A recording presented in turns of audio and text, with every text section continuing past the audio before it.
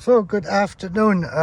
You probably know about this issue that you have to slam your doors because this part here is broken out. Well, I went online and I found a suitable replacement, and I had to order them. A company in Thailand makes them. It took 3 months to get here, and I bought extra bags and I'm going to put them up on eBay. They're going to be $50 with free shipping, but you don't have to wait 3 months to get them. That's $12.50 per door. This is still a lot cheaper than buying this part, and I'm going to give you a short tutorial on how they're going to be replaced here so you know on how to do this.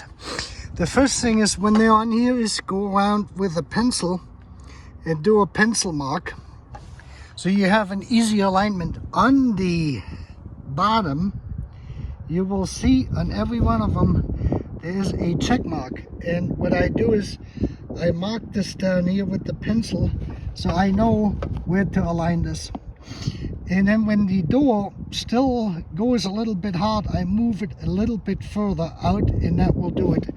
I did it in the front already. Let me zoom out to show you this. So I replaced this here. You can see it is in here.